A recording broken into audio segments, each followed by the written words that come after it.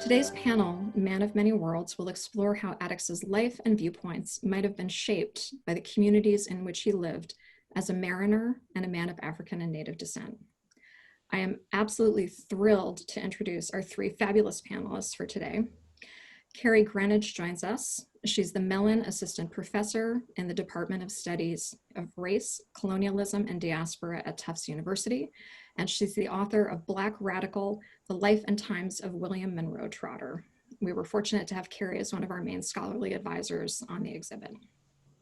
Jared Hardesty also joins us. He's the Associate Professor of History at Western Washington University and author of Black Lives, Native Lands, White Worlds, A History of Slavery in New England. Last but not least, Chris Newell is with us. He's the Executive Director and Senior Partner to the Wabanaki Nations for the Smithsonian affiliate Abbey Museum in Bar Harbor, Maine. Chris is a member of the Passamaquoddy tribe at Indian Township and was also one of our key scholarly advisors for the exhibit. So without further ado, let's move into the discussion. So I wanted to ask Carrie, can you talk a little bit about how we know Attucks was of mixed Native and African descent? What were some of the sources that were used? Thank you for that, and thank you to my fellow panelists. This is going to be a wonderful discussion. So one of the things that historians do is look at primary sources from the time period in which events occurred. And so one of our first reckonings of or recordings of Crispus Attucks's background is through first-hand accounts by people who were at the massacre at the time. One thing we should note is that in many of the records he is referred to as somebody of mulatto or a person who is colored, and these were terms at the time that had very charged meanings then as they have now, and they were terms that were used to describe sort of the colonial project that had been going on in the Americas and in particularly New England for a very long time. So we know from the primary sources that exist. We also know from doing research on the names, the name that Addicts or Attuck, that was a common name amongst Native people and people of African descent in the area around Framingham in Massachusetts and west of the city. So from those, we know that Addicts was a man of African descent, also somebody who was a member of one of the initial Algonquin-speaking people who were located throughout Massachusetts. So Carrie, is mulatto a term that Attucks would have used to define himself? Or was this mainly a term that was used by white colonists? It would depend. The threats of colonialism are how people end up defining themselves, and it cannot be often separated from the way that colonizers are defining them. But the term mulatto originates in Spain, and it was used to refer to any mixture between European colonists and people of African descent, or European colonists and people of Native descent. So mulatto could be used for any of those terms, and it is a disparaging term because the term mulatto, of course, is related to the term mule. There was this belief in the development of scientific racism that people who were of mixed race, and we use that in quotes, were infertile, and so they were mules, and that was the way where the term came from. So this term would have been used around New England and around colonial America at the time in many different contexts. People use them to describe each other and themselves, and census takers and authorities use it to describe them as well. Great. I wanted to ask Chris, how do you think Attucks might have thought about his Native identity? Was there one cultural group that he belonged to, or would it have been more complicated than that? So in the 18th century, southern New England tribes, especially, work with matrilineal descendancy, which means that they trace their lineage through their mother. Typically, if you had an intertribal marriage, say between a Narragansett and a Wampanoag, the family would end up joining the wife's family and move into their territory. And whoever your mother was determined your tribal identity. So if your mother was Pequot, you were Pequot. Didn't matter what tribe your father was. In Addicts's case, it's not totally clear, which tribe his mother was from, but from the best I can gather is that she was probably Wampanoag, or possibly a mix. And so in the 18th century, the idea of matrilineal descendancy amongst Native peoples in the area is still very much alive, and that's the way they would have saw themselves. So there's a high likelihood that Addicts probably didn't use terms like mulatto or colored for himself, but rather because his mother was Native and in the way he was raised with her, that he saw himself as a Native. Great. So one of the other things we want to talk about is that Addicts is really a product of English colonization of New England. And so we want to really start thinking about the story here is how did English colonization impact the demographics of Native communities? So Chris, could you kind of start us off with a little bit of a primer on English colonization and Native communities? Yeah, absolutely. So once again, the time period, we're talking, just less than 100 years after King Philip's War. And historically, King Philip's War was kind of the last uprising of Native people against colonization. And sadly, the uprising was shut down rather violently. And it opened the door quite a bit for colonization. So 1676, when King Philip's War is over, there's about 30,000 English within the Massachusetts, Connecticut colonies and all around the area. With the quashing of the rebellion, by 1700, we go up to 250,000 English within the area. So it was a massive disruption of life, not to mention prior to the arrival of things like the Mayflower, which is, a foundational myth of the country. There was plenty of ships that were arriving way before the Mayflower arrived in the area.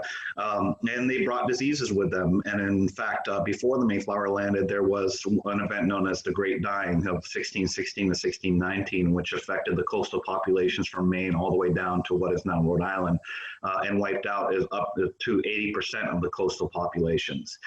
So you have the effect of disease that came early on, which reduced the numbers. Then you have the wars that happen. And then once the English come over and start taking over land, the use of land starts to change very quickly. Native people in the area had been living for 12,000 years off of a sustainable way of life where they were part of nature, whereas the English were coming from a mindset where civilization is where humans lived and the natural world was where animals and other things lived. Therefore, humans were not part of the natural world. And so they brought that mindset with them.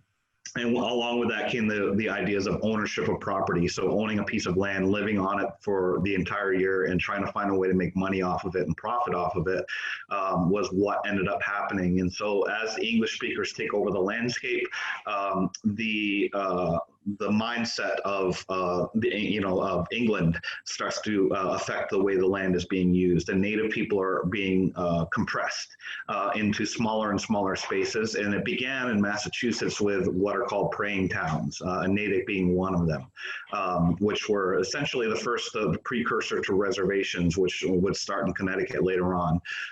And so they're being coalesced and brought and kept in small enclaves and communities. Great. So I just wanted to also call out, Chris, to your point about the Indian praying towns in Natick. We just got a little note over the chat from someone who is Nipmuc saying that in their research, they've got information to suggest that maybe Addicts was a Nipmuc from the Framingham area. So just putting that out there as we continue. Yeah, no, I don't disagree with that. I've seen that same research, so there's, I have a feeling that there was a bit of a mix there, and that's why I see different reports. So, I definitely give credence to the idea that she was probably Nipmuc as well. Yeah, it's complicated. It's definitely complicated. So another question here is, when did colonists begin importing enslaved Africans into New England? And by the time Addicts was alive, what did the slave trade look like in New England? Hi, everybody. hello from the West Coast. I'm in Washington. Thanks for inviting me and for joining here. And I'll jump in and take this question. Slavery is present actually before colonization, the formal English colonization of New England. We know that there's Spanish and Portuguese raiding for slaves among indigenous communities in New England. But in terms of African slavery, that begins pretty much the moment that English colonists begin arriving. The common date that's put out there is 1638, because we have a ship manifest recorded by Massachusetts Governor John Winthrop from the ship The Desire that mentions the importation of enslaved Africans. But there's other evidence that shows that they were there prior to 1638. And what's important, though, is to understand that slavery is intricately linked to the colonization of the region. And I'll go back to that example of the Desire, the 1638 ship that returned to New England with enslaved Africans on board. When it left New England just a few months prior, it had a cargo of Pequot captives on board that had been captured during the Pequot War of 1636 to 1638, and they were exchanged in the Caribbean for enslaved Africans. And so this is the process in which colonization and slavery become linked together. The enslavement of indigenous people in New England served a number of functions, whether it was the need for labor or the kind of what we typically think of the use of slavery for, but it also was a way of physically removing people from their land. What better way to alienate people from their land than actually to remove them entirely? And that's what happened in this case. But the colonies, as Chris alluded to, the English colonization, it's rapid in New England. I mean, you have 30,000 people that come over. By the mid 1630s, they've settled all across from Maine all the way to Connecticut onto Long Island. That very quickly they need work. They outstrip their ability to do the work, and so they begin importing enslaved Africans to supplement their labor force, and that becomes fairly common. It's not ever particularly large. So by the time of the Revolution, there's only about 17,000 enslaved Africans or so in New England. But it's always a supplementary labor force. That's not to say it's not important. That becomes central to certain facets of the economy by the early 18th century, whether that's in shipping, whether it's in various industries such as distilling and rope making and things like that, all of which are things that Addicts worked in. But we also, but in terms of the slave trade, there's a variety of slave trades that begin, from the moment of colonization, whether it's the exchange of indigenous captives for captive Africans, whether it is the small scale importation of enslaved Africans from the Caribbean on the kind of routine trading voyages where they would exchange, saltfish and timber and livestock for sugar and molasses. They'd also buy a few enslaved people to bring back. But you also have large-scale transatlantic slave trading based out of New England, especially out of the colony of Rhode Island. The largest North American slave traders is the largest slave trading colony is Rhode Island, in fact. And so you have a wide variety of slave trade. So even in a place where slavery wasn't, demographically might not have been African slavery might not have been that important, it was central to the actual economy of New England, whether it was, the providing provisions for plantations in the West Indies, feeding enslaved people on West Indian plantations, or the actual act of slave trading. Slavery is absolutely central to the economy, and slave trading is a subset of that. Any other thoughts from the other panelists on that? Yeah, just to add to that, absolutely. When it comes to native slave trade, there's a long history. It goes back all the way to the 16th century. Early encounters that oftentimes were not written about. Involved landings and the taking of prisoners. In fact, in the first Thanksgiving narrative story, which is largely mythologized, there's a piece of it that's actually true, in that the English colonists at what they would name Plymouth Plymouth Plantation were greeted by Samoset, who greeted them in the English language. And then, of course, Tisquantum, who most people know as Squanto, was a fluent English speaker, and that's the way they were able to communicate with one another. The reason that they were able to speak English is because they were enslaved at one point. In Squanto's case, he was bought by missionaries, taught to speak English and actually more than one language, and then was given his freedom to come back home and came to find a decimated village. But the native slave trade was worth money to a lot of people. 220 shillings in the early days per person. To capture one and take one back to Europe, and then later on, as colonization starts to take over, they attempted to make native people slaves within their own home territories. But John Mason, who led the Pequot Massacre, would write in his account that native peoples do not take well to the yoke. That was his quote, which sees the view of slavery as just labor, like farm animals. And so therefore, that's where the Caribbean slave trade started to happen. Is one of the things to make a slave and to get them to do what they need, what you want them to do is to make them dependent upon you for survival. And if they were in their homelands, they had everything they needed all around them, and it was pretty easy to survive. However, if you ship them off to a foreign territory like the Caribbean islands, then it was much easier. And there are still remnants of the native slave trade within the Caribbean islands. One of them is a whole community of people called the St. David's Islanders, who exist in Bermuda, and they are all descendants of, Pequots, Narragansetts, Wampanoags, all being shipped out largely from Rhode Island. Got it. We've talked about the rise of English colonial influence, the slave trade. So how do we get to Addicts? How do these communities intermix and produce families? What are some of the factors at play there? Some of it's actually demographic. One of the interesting things is that when you take a look at enslaved Africans, which is the part I can speak to in New England, especially in a place like Boston. Boston has a sizable population, about 10% of the 10 to 15%, depending on the year, of the town's population is enslaved. So we're talking 1,500 or so people. About 60% of them are men. And they're brought there to work in the industries, whether it's, as sailors, as stevedores, as, in distilleries or whatnot. And so, of course, they want a life. They want to pursue, they want a wife. They perhaps want a family.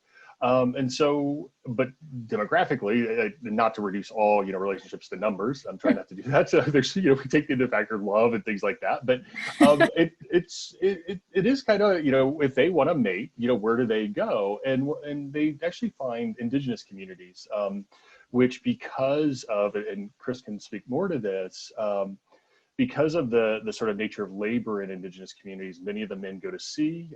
Many of them are obligated to take up arms for the colony under the treaties of them being put on reservations. And the men actually disproportionately die, whether in maritime service or they're gone for long periods of time. And so you have this kind of demographic imbalance, right, where a lot of indigenous women and outnumber men, in enslaved communities, men outnumber women. And so it's not destiny, certainly, but there is the balance there.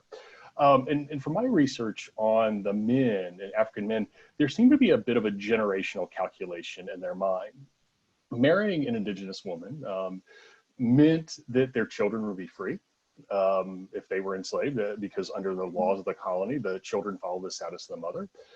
And as Chris alluded to, talking about Addicts and his own identity, they would be members of a tribal community. And so they go from being sort of considered as kind of outside of the body politic, of not having a communal identity, what social scientists and historians would call social death as an enslaved person. Their children would actually have a communal identity, would be free, and have access to tribal resources. Yeah, and I would also add when it comes to the demographics and how things are changing is that you got to realize that land ownership was the goal of the English when they got here, and so dispossessing Native people of land was a big part of it. And 9+ million acres dispossessed in 30 plus years. You know, it was a really fast process that happened. But within, the Native communities, Nipmuc, Wampanoags, all the tribes that live within the area, women actually control land. Actually, that was something the English didn't understand.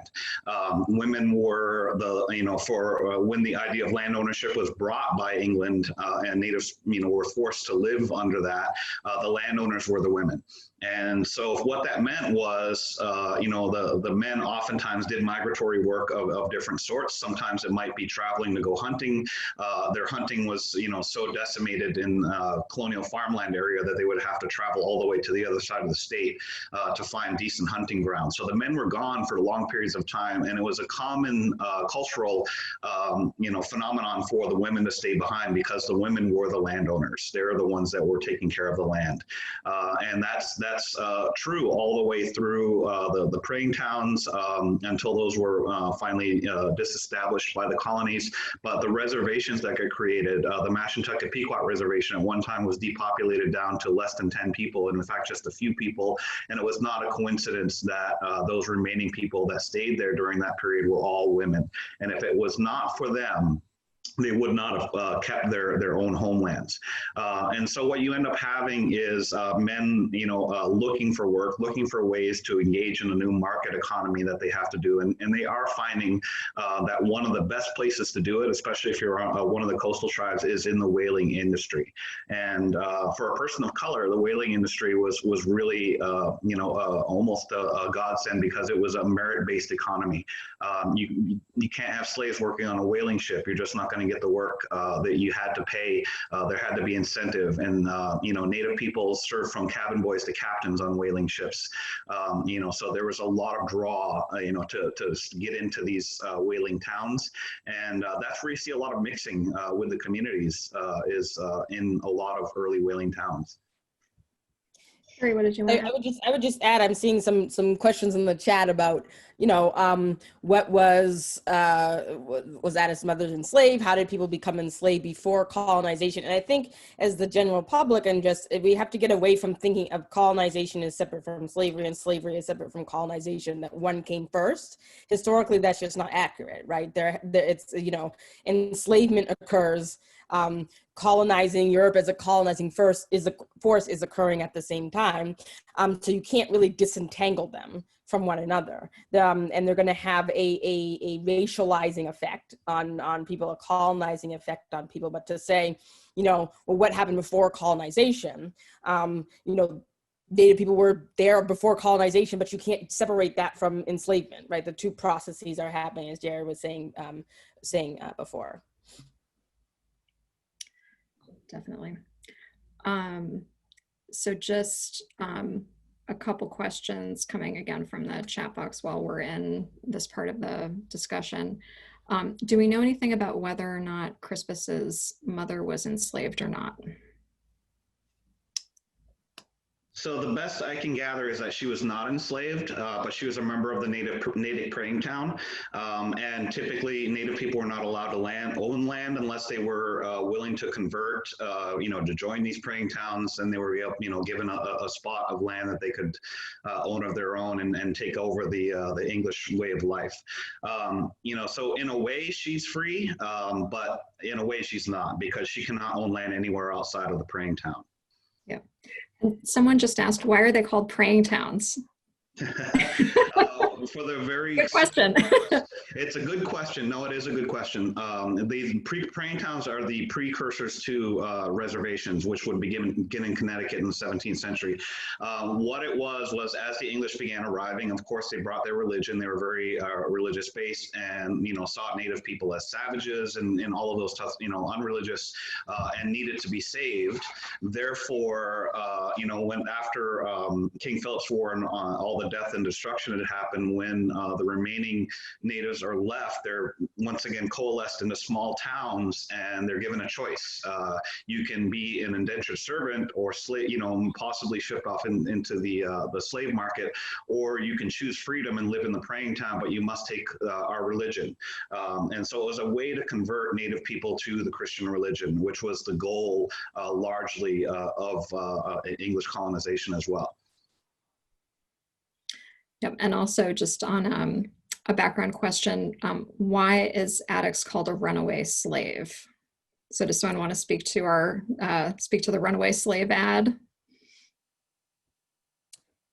Yeah. I mean, this is one of the things, and Jared, I'll hand it over to you because you have a whole book on this. But I think what we need to get at when we're looking at this era is the idea of what status people had in the city of Boston and in the colony at the time. And so Crispus would be referred to as a runaway, right? He would be referred to as running away. But what does that actually mean in the gradations of freedom that existed in the colony at the time? And that's not to kind of like say, there's no answer, but it's to say that we have to look at it kind of from a different perspective. We tend to think of enslavement as captured in a moment, say 1850 with Gone with the Wind, and people in cotton plantations in Mississippi. And enslavement existed in the Atlantic world for hundreds of years. Therefore, it's not going to look the same over a long period of time. And so it might have looked differently in Boston and Massachusetts. So just to keep that in mind, but I'll hand it over to Jared. Yeah, so to the actual, I was going to kind of talk about the source we have that suggests that Crispus Attucks was a runaway, which is what's called a runaway slave ad. These are common, as Carrie just said. Slavery exists across the Atlantic world. So anywhere there's a newspaper, especially in the English-speaking world, up through the end of slavery in the 1860s in the United States, newspapers would run these advertisements looking for enslaved people who'd run away. Sometimes in earlier periods, indentured servants that ran away, indigenous servants who ran away. That you could find all sorts of runaways, people who are trying to escape. And they're valuable property, whether as laborers or as just as a piece of property to own. As Chris said, 220 shillings, that's a lot of money in the 17th century. And so the people want to recover their property when they run away. So they take out an ad, and these advertisements, they have to be honest. So there's some of the best sources we actually have for understanding enslaved people in New England or wherever you're looking, because you get accurate physical descriptions of what they look like.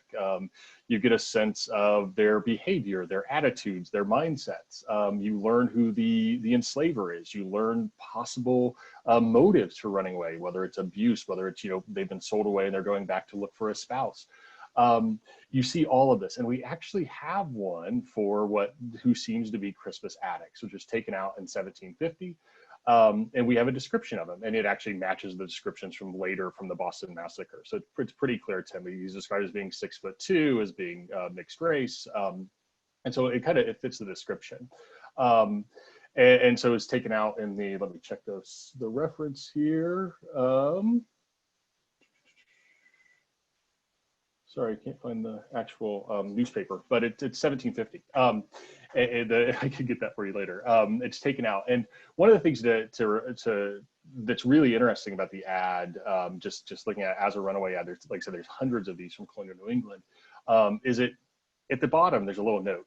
And it's a notice to, quote, all masters of vessels, ship captains, telling them that it's illegal to take a runaway on board.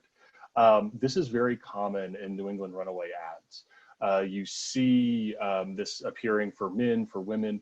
There's this fear that the runaways are going to make it to the coast. They're going to make it to a place like Boston. And especially for the men, they're going to be able to find work on board ships. And then they're going to disappear it's going to sort of evaporate into the Atlantic and never be recovered. And so this is a common sort of descriptor, and it appears on Crispus Attucks, and it's really interesting that he did end up being serving on board ships, and that seems to be where he actually escaped to. So we just saw a question in the chat box saying that the enslaved ad doesn't explicitly state that he was enslaved. So Jared, I guess I would ask you, is it common that an escaped slave ad wouldn't be that specific about it, or do we have other evidence that he might be enslaved? He's called, the language here is, quote, a mulatto fellow, about 27 years of age. It does not explicitly say. The fact it's taken out, though, and he's noted as running away, is an acknowledgement that he's property, even if it's not. New Englanders, and there's an endless debate about this among historians, but New Englanders don't oftentimes call enslaved people slaves. They're referred to them as servants. They're referred to them, they have all these kind of euphemistic language. And I've speculated about why that is. A lot of other historians have. I don't have a clear answer. I think it's because they're using servant law and other things to kind of to shape the institution of slavery. But oftentimes they're using the other euphemism as servant for life. So like there's all these terms that they're using. It's if he's in an ad, he's listed as running away. He's considered property by William Brown. Yeah.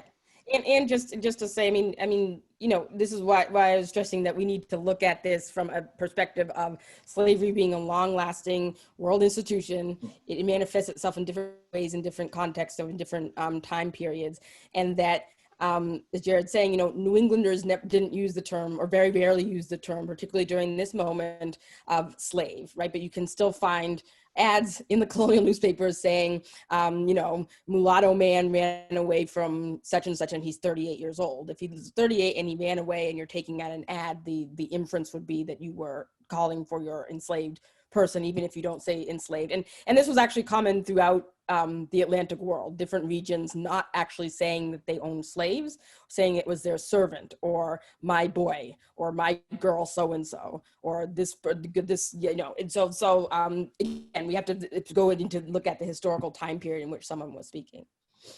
Yep. So I'm trying to respond to some of the questions here while we're still in a little bit of this zone of the conversation.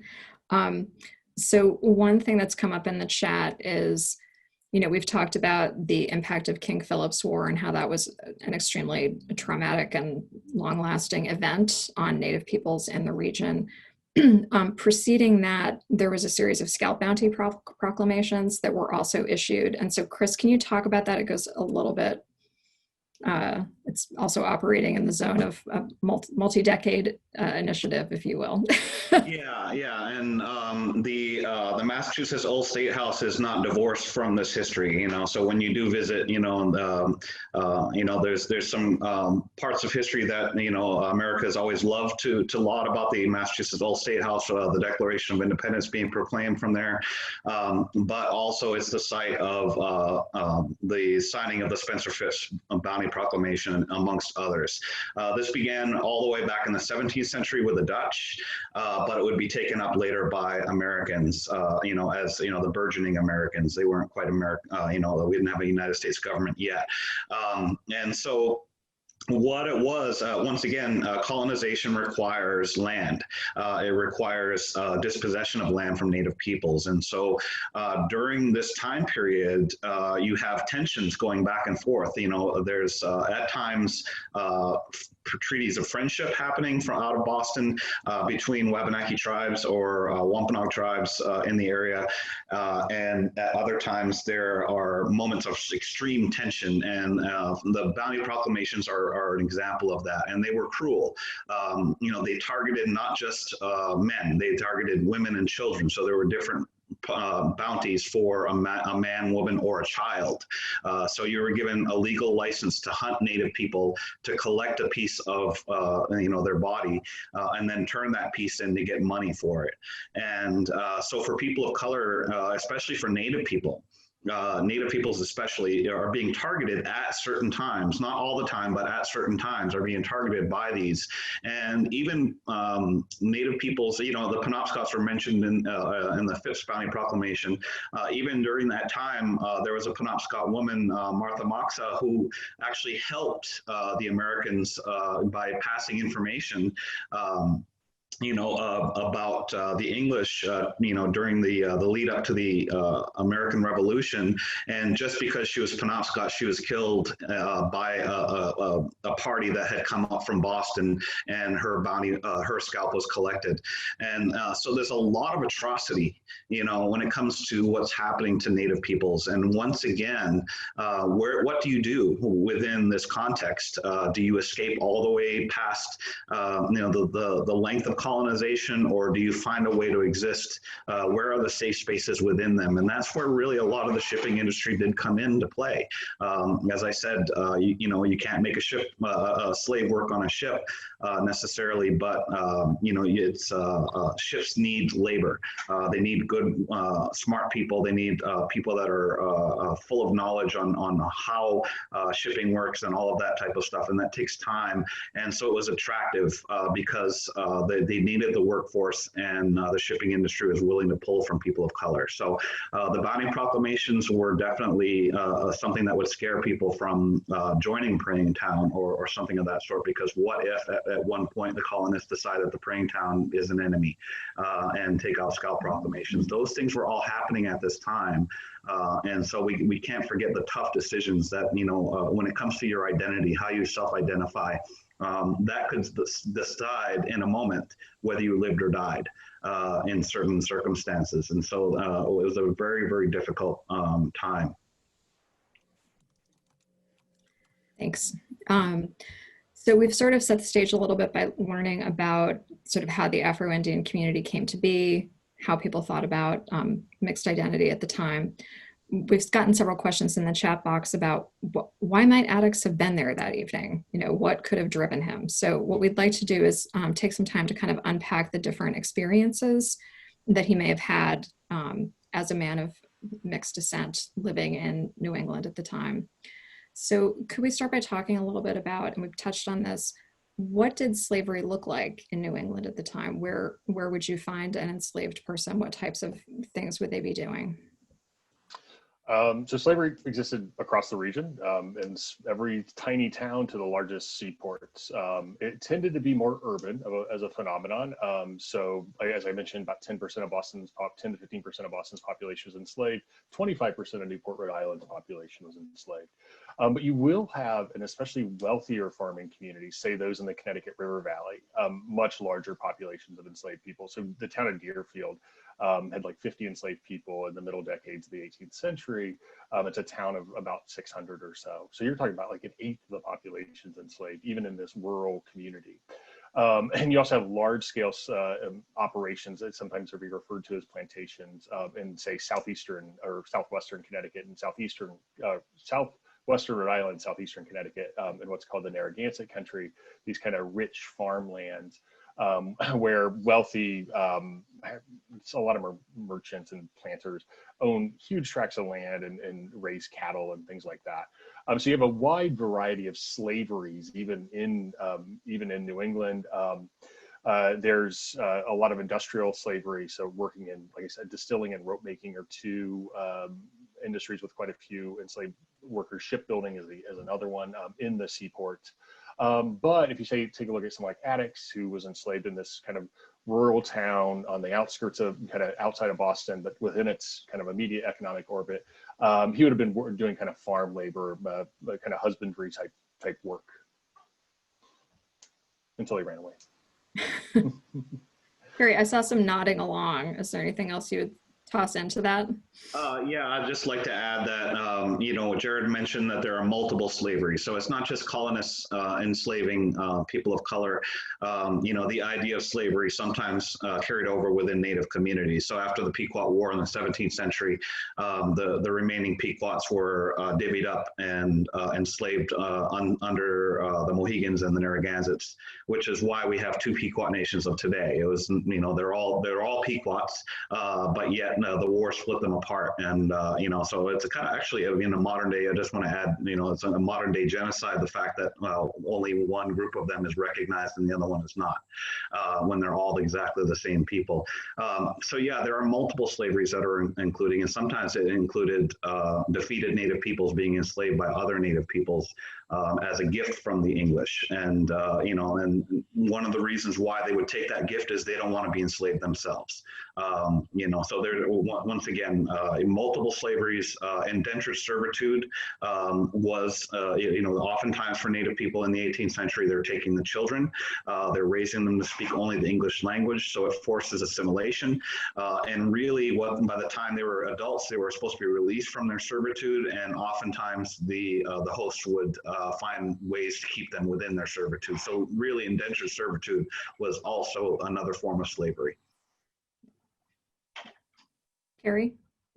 Yeah, I was just nodding my head to say that, one of the things that we tend to, particularly as New Englanders, tend to think of is that somehow enslavement in New England was more benign, less cruel than the slavery as it exists in the Atlantic world at the time. And one thing to realize is that slavery was racialized in New England, and that even if people survived into some aspect of freedom after they were enslaved, so if they were manumitted, which meant that somebody signed on to their freedom, they're still marked, particularly in the Puritan era in New England, as being other, right? As being either native or mulatto, again, that disparaging term, or being of color, or being African, right? And so we need to get, again, not to beat a dead horse, but we need to get away from this idea that well, New England slavery was different. They worked in people's homes. New Englanders didn't use the term slavery, so therefore,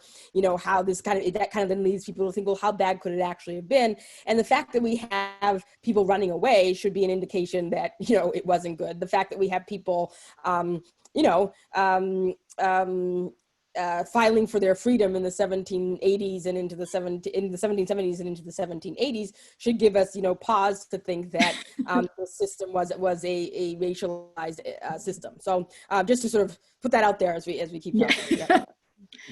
Just to jump in to add on to what Carrie said, you can actually see that in Addicts' Runaway ad, right? That anyone reading that, they didn't have to list that he was enslaved or whatever his status was. It was just assumed that as a mixed race man, as a quote mulatto fellow, as the ad says, that he's somebody's property, that he's somehow bound and subjugated, just on the very basis of his race, of his background, what he looked like. That just built right into that ad. Anyone who would have read it would have just instantly assumed that was the case. Yeah. So let's talk a little bit more about the following. So Addicts self-liberated when he was in his early 20s. So do we know how many other enslaved people self-liberated themselves around this time? And if we think about Addicts as someone who's now living as a free man, but trying to avoid recapture, what would his life have been like?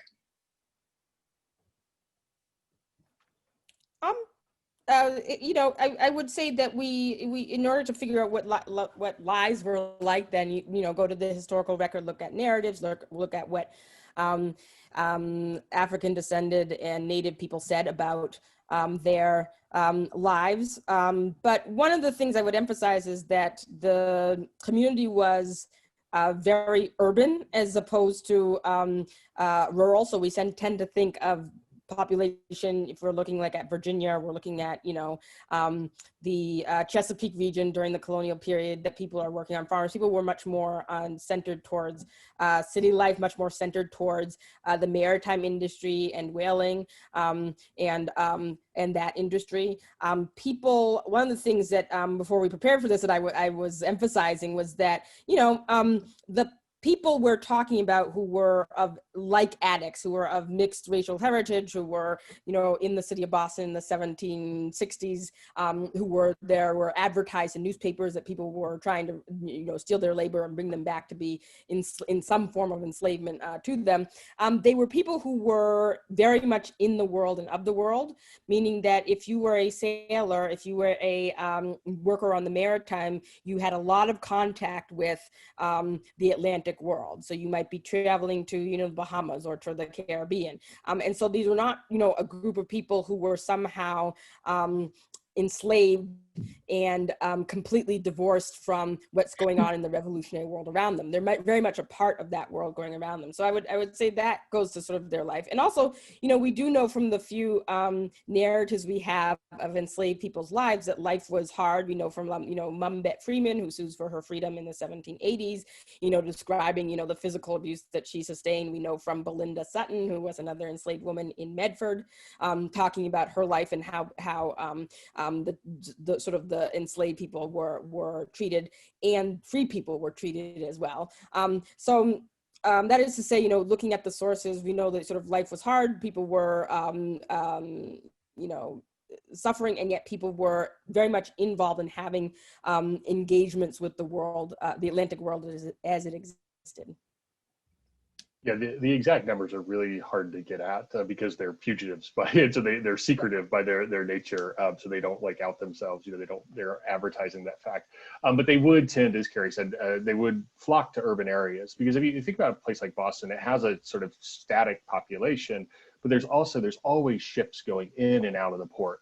And those ships bring people from all over the world, and many of them people of color. And so there is this kind of free community of people of color that someone like Addicts, when he ran away, would be able to kind of blend into, and he could take work on board ship, move elsewhere. And so that sort of blending into these communities and entering these communities, that sort of would have allowed him to kind of maintain his freedom despite his status. But over time, we would think that William Brown would perhaps give up the search. But we know, for example, that from George Washington's runaway, Ona Judge, he looked for her for years after Edwards. So that's not always the case. But it is also possible you'd always be arrested. But in a place like Boston and all these other seaports he went to, there was a sizable, you know, community of free people of color that he would have been able to kind of blend into when necessary. We also know, of course, he used pseudonyms, because at first all the accounts of the massacre get his name wrong, Michael Johnson, right? So there's all these sort of techniques and things to maintain the little bit of freedom he's been able to carve out. So a couple questions from the chat. What is the Atlantic world?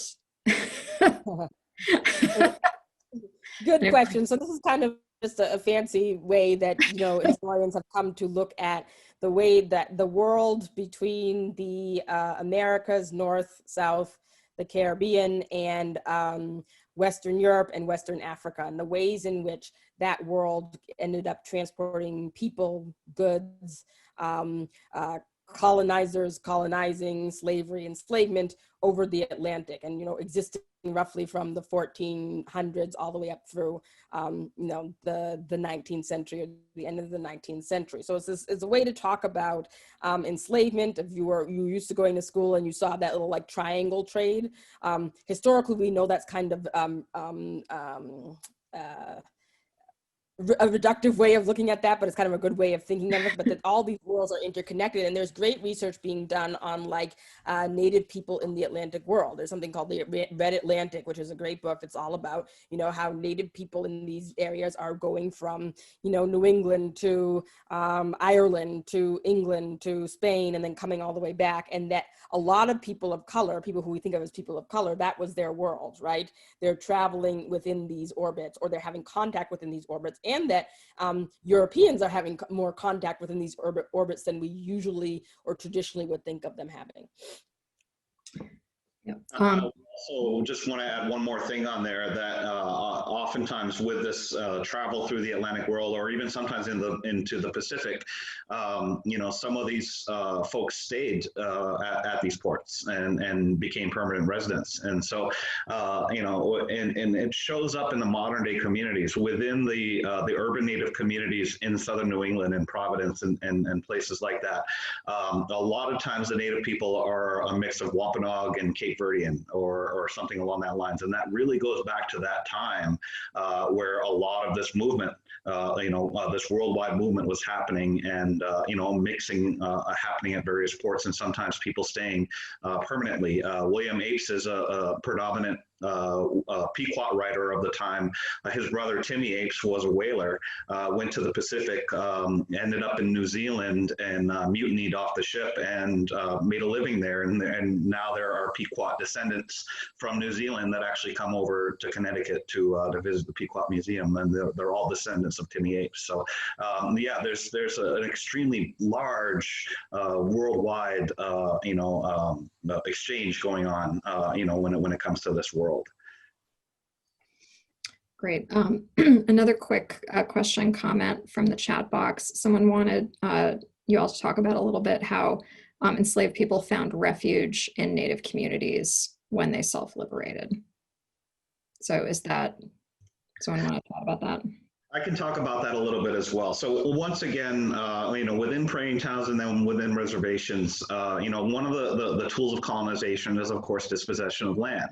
And if you have Indians owning land, that's a problem. It's a block in the way of colonization. And as I said, women stayed behind oftentimes to maintain the land, and oftentimes women were major landowners.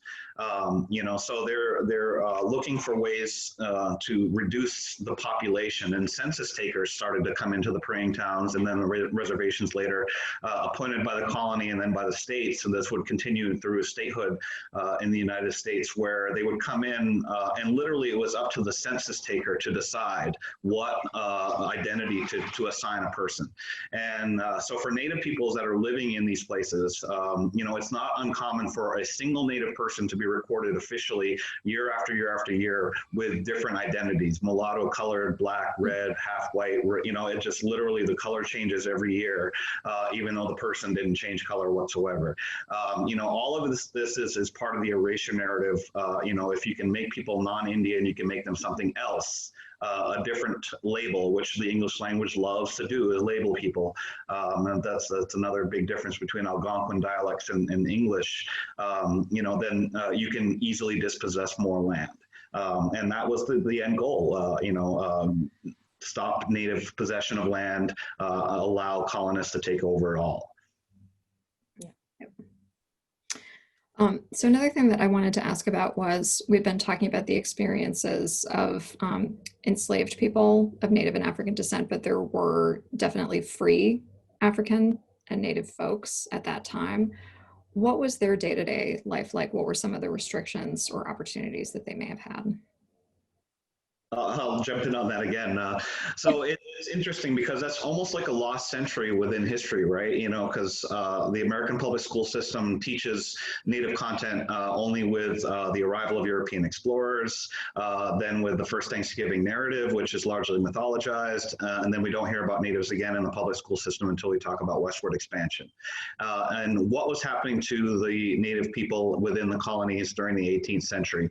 Well, many of them were finding work within these urban communities. They would travel back and forth to their Native community, and maintain the women maintaining the land. They would come back, work the land, but then they would go out and look for work. And a lot of them are becoming things like writers and doctors and shoemakers, and they're taking part in the market economy of this new colonized world. And during part of their year, and then the other part, they're back within their home community. So they're kind of code switching back and forth as they travel in between both worlds. And if they were skilled, then people would want their services, and so therefore they would be willing to pay them, and then their freedom was more assured just by having these types of skills that colonists would prefer to pay for. Yeah. Go ahead, Carrie. Oh, you sure? Okay.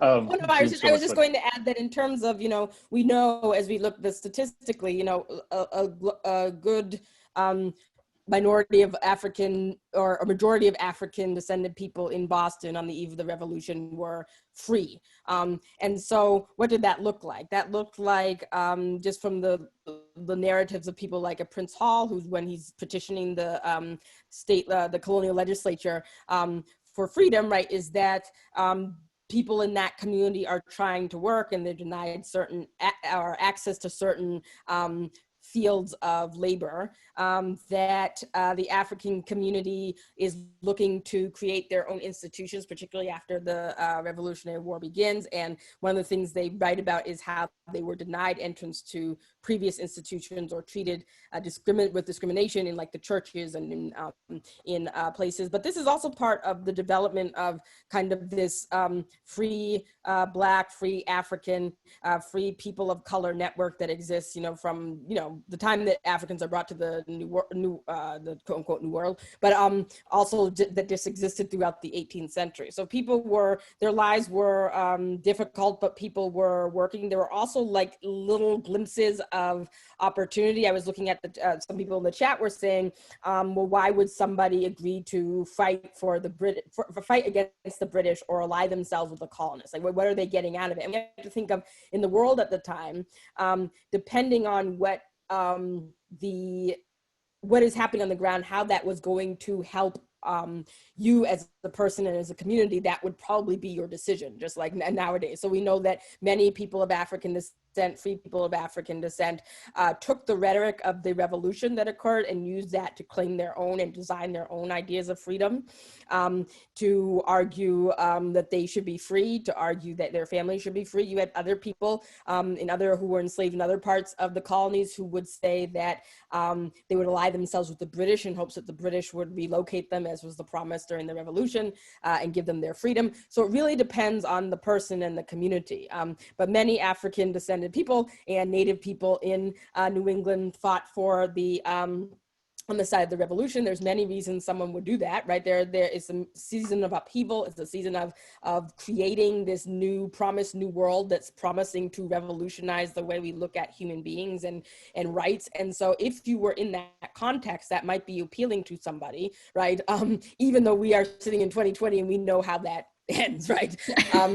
We can't assume that people at the time saw that. We can't assume that they didn't see it either. So it really depends on, I always tell my students, right, whatever reaction we have as human beings in 2020, people had that back in the time. It was just what the choices were for them at the time, right? So if you have a community, your community, you're going to react depending on your relation to kind of the revolutionary moment that's occurring. Yeah. So we've talked about a lot of different dimensions of Attucks's life, from life experiences of Native folks, of African descended folks, and also life on the high seas as a mariner.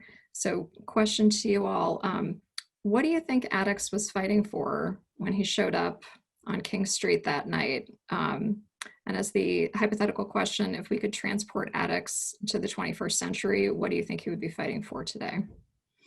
I theorize about this a little bit, and I'm sure Jared can elaborate a lot more. But the Native people traveling the world, and especially Attucks was doing it for decades, are seeing the effects of colonization at different stages around the world as they go and see it, and the idea of freedom, starts to change. You become your worldview expands way beyond what you grew up in, and so these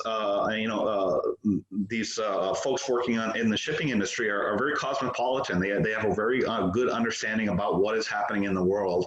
And as I said, they're seeing colonization at different stages in some of the ports that they're going to. And they know what's going to continue, should they stay subjects of, the colony of England, the country of England. So there's largely probably some radicalization that is going on as these observations are happening, and likely along with the crew members as well, just because they're all seeing this. So this is a theory, and I'm sure Jared can probably expand upon it a little bit. But that's typical, is that it changed your life. You moved out, you saw the world for several decades. You come back thinking of the world a whole different way, and your self-identity might even be thought of quite differently as well. Yeah, definitely. I think, especially being on the high seas of the 1760s, this is a moment of upheaval. It's a moment where we begin to see widespread resistance to, at first, British imperial reforms. It's gradually evolved into a revolutionary movement. But what we see is, Addicts and other sailors, they travel port to port, and they're going to hear the news. They're going to hear the latest stories. They're also going to hear the latest ideas. He's embedded in sort of intellectual networks that are talking about some of the most radical ideas about human liberty on the planet in the 1760s. He's exposed to all that. I was just looking at, where we know he went based on the evidence that's available. We know he was in the Bahamas, and we know he went to North Carolina. He would have been in North Carolina. There's an open rebellion against the colonial government called the Regulator Rebellion. He would have been there as that was going on. He would have heard about the ideas in favor of it. And as Carrie said in her last answer, it's easy to hear these ideas, and the ideas of freedom, liberty, rights. These are relatively flexible, amorphous ideas that you can apply to your own situation. And it seems that's what Addicts did. Why he took up arms, I don't know. We can't get inside his head. But it is, it's interesting. He in front of soldiers, right? The kind of living manifestation of British imperial power. He's there at the front, according to all the testimony. He's at the front, right? Leading the charge in some ways. I think, Chris is right. He's someone that's been radicalized through his experience. And just the sailors were notoriously known for being radical, for being near impossible to control, to being free thinkers. This is why captains are given so much authority. This goes back to Plato, by the way. Plato talks about how rebellious sailors were, that prone to mutiny and rebellion. And so you already are living in a world that's, these guys are considered free, autonomous, independent. They have to be kept in line. And now they're exposed to even more radical ideas. It's a reason why sailors are at the vanguard of the revolutionary movement. They're in the mobs in the streets in the 1760s. The famous article called "Jack Tar in the Streets" I'm thinking of, and that's very much who that's Attucks's community. The thing is that shipboard life, by necessity, was about equality, because it was life or death. That ship had to move from point A to point B, and in between, you could die very easily. One thing goes wrong, and so it creates, even just in the moment, a sort of equality between everyone. And this is why wages are roughly the same for white sailors and sailors of color, because of the very nature of the work and the world he's living in. And so I do think this is a moment where he's been radicalized, and certainly a part of that radicalization has been a turn against British imperial authority. Now, whether he's in favor of the guys that are running Massachusetts are going to become, the leaders of the independence movement, I don't know, and I would probably say no, but certainly something has turned him against British authority by 1770. Yep. So one of the things that we call out in the exhibit a little bit is the practice of impressment on the part of the British Navy. Does someone want to talk about that as another aspect of why Addicts could have been radicalized at that time, just what that relationship looked like? I'll go. So the British Navy was perpetually short of manpower. And so what they had the right, this goes back to the Middle Ages, was the right to what was called impress. There's been a lot of studies on this, and what it's shown is that the British Navy, the kind of stereotype is they just go out on the streets and round men up to put them on board ship. That's actually not the case. They needed skilled sailors. Like, you just can't take someone, a shoreman, and throw them on a ship and hope it works out for the best. That doesn't happen. Sailing takes skill. And so they would prey upon oftentimes ships in port. They would go into taverns they knew were frequented, the press gang, oftentimes led by a lieutenant, go into they would either prey on ships coming into port where they couldn't get away easily, or they would go into, seaside taverns, places where they knew sailors congregated, and force them into service. And so this is something that's probably playing through the minds. It was within living memory. Addicts would have been alive during a major riot against pressing in Boston in 1747. One that kind of stands out, called the Knowles impressment riots. And there were also impressment riots and resistance to impressment even just a few years before the massacre. So during the 7 Years' War, during the French and Indian War, there had been resistance to impressment as well. And so this would have been something very much on his mind as a sailor. He would have certainly known about it, even if he may not have experienced it himself. Yeah. So Carrie, what do you think he was fighting for? I don't know. I mean, I was looking when I got this question, I was thinking, I always hate to say what, you know, historical figures, what they were fighting for. I think that as both Chris and Jared are saying, the idea that he's radicalized in this moment, given the world that he's in and the worlds that he's seen as a sailor, fighting against the audacity of, you know, troops being in Boston and being able to, show their power over local Boston citizens. If you were somebody who was radicalized by the language of liberty that was going around at the time, that would be something that would make you upset, I would think. I think one of the things, and I was looking at kind of questions in the chat, another way I would answer that question would be to say, you know, Crispus Attucks lived on in many people's memories, particularly the Black community within New England, long into the 20th century. And as early as, you know, the 1820s, we find free African Americans writing in their own newspapers and commemorating Attucks as a man of mixed colored ancestry. I'm looking at a copy of the Freedom's Journal, which was the first Black newspaper in 1827. So that is to say that one of the beauties of the Attucks story is showing the ways that history can be used as an inspiration for people to mold their own ideas of their own liberation and their own freedom and what that looks like, right? And so very early on, even as, you know, white leaders in Boston had this argument about, well, what was Crispus Attucks? It doesn't really matter. You know, the Black community definitely, and within the Black community, people of color who were of Native descent claimed Crispus Attucks as their own, and claimed him as their own, as somebody who was of mixed race in the going up into the 20th century. So I think that's kind of the power of it, of looking at Crispus Attucks as a figure, is what was he fighting for? Well, he's fighting for, you know, the audacity of troops being deployed in the city of Boston, but also that idea that the first to fall at the Boston Massacre is somebody who, as the country progresses, is going to be othered and attempt to be destroyed by the very government that is being created, is sort of an essentially, you know, an American tale, which is that, you know, somebody of Native and African descent is the first to fall when the very republic that is then created seeks, you know, their destruction or their enslavement. Yep.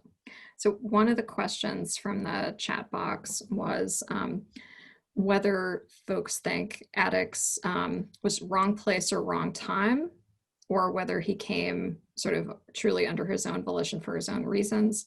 And then related to that, another question was, do we think that Attucks was targeted in particular by the British forces?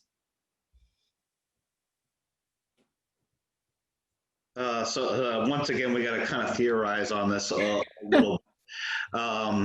You know, but by the time of the Boston Massacre, you know, we've talked about his radicalization and all of these types of things. And he's also protecting, you know, an industry that he's dependent upon. And so all of his peers for the last several decades have been dependent upon. You know, so there's more than just patriotism, which is typically how he's painted, you know, for his involvement with some sort of, you know, usurping of British power. As far as was he targeted first or not, I can't answer that question.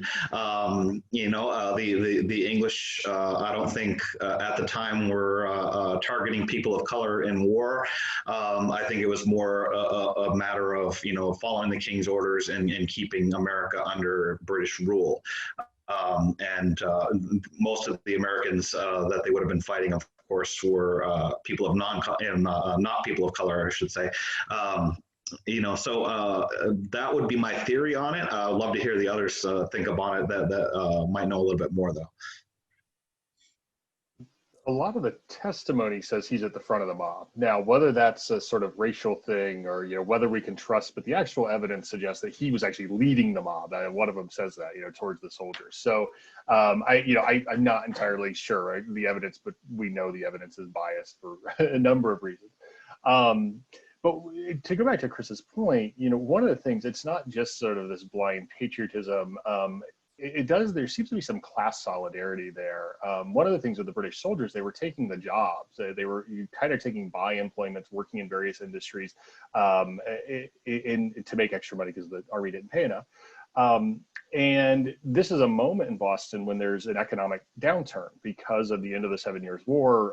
The economy essentially went into a deep recession.